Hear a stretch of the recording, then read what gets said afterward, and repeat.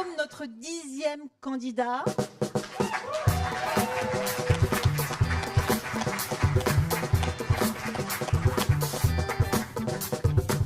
Alors avec Guillaume, on va s'oxygéner pas trop parce que là vraiment il n'y a plus d'oxygène puisqu'on va prendre beaucoup de hauteur. Tu vas nous parler de la modélisation de l'impact des vestiges de supernova sur la physique et la chimie des galaxies. Ouais, on va parler d'oxygène. On va parler aussi quand même. Tu es prêt? Ouais. Je te laisse la parole. Hop. D'où venez-vous? D'un pays? D'une ville? Et le carbone et l'oxygène qui forment les 3/4 de votre corps, d'où viennent-ils? Ces atomes naissent au cœur des étoiles. Et il n'y a qu'un seul moyen de les libérer. Un seul mot magique. Supernova. L'explosion d'une étoile en fin de vie. C'est l'un des phénomènes les plus puissants de l'univers. Et ça, c'est vraiment top. Parce qu'avec toute son énergie, elle répand le carbone, l'oxygène et plein d'autres atomes dans toute notre galaxie. Alors, imaginez.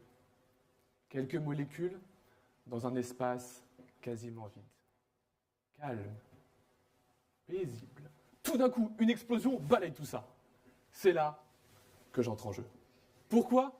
Parce que les calculs nous montrent que cette déflagration met 1 million d'années à s'arrêter. Pourtant, la plus vieille supernova connue n'a que 50 000 ans.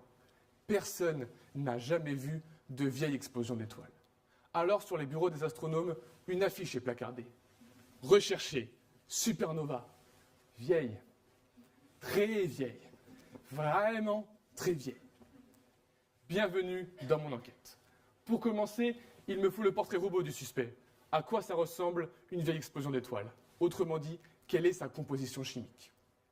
Je réalise son portrait en 3 étapes. 1. Je liste tous les atomes et molécules observés dans l'espace. Il y en a plus de 300. 2. Interaction. J'ajoute toutes les réactions qu'ils peuvent avoir entre eux. 3. Proportion. Je dois calculer la composition chimique finale. Mais il y a plus d'1 million d'interactions. Alors, pas le choix. J'utilise un supercalculateur. Temps d'attente? 1 semaine. Cool, je vais pouvoir partir en vacances. Je crois pas, non. Avoir un portrait robot, c'est bien. Mais un suspect sans adresse, ça ne sert à rien. Il faut savoir où chercher dans le ciel. Je dois donc reconstruire notre galaxie. La scène de crime. Alors, je fouille dans les archives galactiques. Et une par une, je replace toutes les étoiles qui ont explosé. Ma galaxie est prête. Mon portrait robot aussi. Je peux enfin les combiner grâce à mon arme favorite. Python. Avec ce langage informatique, j'associe à chacun des points de ma galaxie son portrait robot. J'obtiens une carte au trésor. Il ne me reste plus qu'à la comparer avec toutes les photos prises par les télescopes du monde entier. Mais ça, c'est le défi de ma dernière année de thèse. Alors, d'où venons-nous? Nous sommes tous partis du cœur des étoiles il y a des milliards d'années. Ensemble, nous avons parcouru des milliards de kilomètres dans la Voie lactée pour être réunis tous ensemble ce soir. Maintenant, vous réalisez, nous ne sommes pas seulement de la poussière d'étoiles.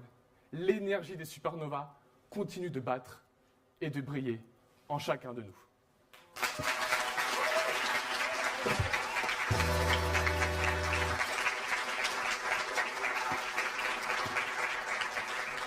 Alors, Guillaume, tu as utilisé 180 secondes pour nous expliquer d'où l'on vient. Oui. C'est une thèse. Une deuxième thèse pour nous dire où l'on va. Essayons déjà de deviner d'où on vient. D'accord. Après, on verra. Alors, qu'est-ce qui t'a motivé, toi, pour prendre part à cette aventure, ma thèse en 180 secondes? Eh ben, j'ai la chance d'avoir un grand frère qui est là ce soir. Et il l'avait fait. Et quand il a fait son speech devant tout le monde, je me suis dit, mais c'est incroyable. Qu'est-ce qu'il est fort, qu'est-ce qu'il est beau, qu'est-ce qu'il est grand. C'est mon grand frère. Voilà. Il est où? Toi le plus beau. Ah, il est là. Donc voilà, je voulais un peu lui rendre l'appareil. Très bien. Fier de son petit frère? Le plus fier au monde. Merci. Merci.